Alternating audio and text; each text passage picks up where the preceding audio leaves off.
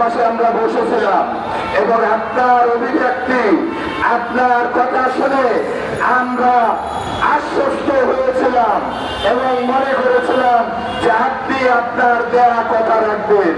কিন্তু আপনার বর্তমানে যেটা উপলব্ধি করতেছি যে এই দেশে আসলে নম্রতা, ভদ্রতা, শিষ্টাচারের কোনো মূল্য নাই।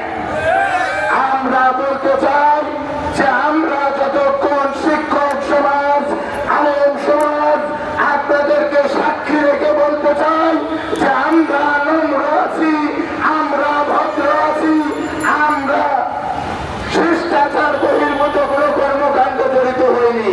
কিন্তু জড়িত যদি হই তাহলে এই দায়ভার মাননীয় শিক্ষা উপদেষ্টাকে নিতে হবে। কারণ আজকে দেখেন এমপিভুক্ত শিক্ষক কর্মচারীদের প্রজ্ঞাপন হাতে দিয়ে যে খুশির একটি খবর দিল, আমরা শিক্ষা উপদেষ্টাকে হুঁশিয়ারি করে বলতে চাই, সেটা হচ্ছে আগামীকাল সকাল 10টার মধ্যে আমাদের যে দাবি দেওয়া আছে সেই দাবি দেওয়া প্রজ্ঞাপন আকারে পূরণ করে আমাদেরকে হাসি মুখে বাসায় ফিরে যাওয়ার ব্যবস্থা করবেন।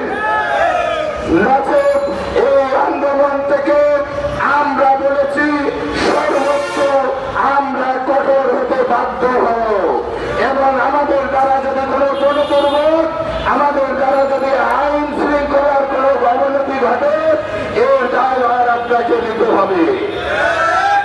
আমরা বলতে চাই বারবার আমরা ধোঁকায় পড়েছি, আর সামনের দিন আমরা ধোঁকায় পড়তে চাই না এবং আমরা বলতে চাই যে আমরা আমাদের ন্যায্য অধিকার নিয়ে কথা বলছি এবং এই ন্যায্য অধিকারের কথা বলে আমরা বিগত দিনে খেয়াল করেছি বিদায়ী শিক্ষা উপদেষ্টা ওয়াহিউদ্দিন স্যার তিনি আমাদেরকে বিদায়ের দিনে একই দিনে 2টি ফাইল স্বাক্ষর করেছিলেন। একটি স্বতন্ত্র ইবতেদায়ী মাদ্রাসার এমপিও ফাইল, আরেকটি স্বাক্ষর করেছিলেন বেসরকারি শিক্ষক কর্মচারীদের উৎসব ভাতা বৃদ্ধির ফাইল।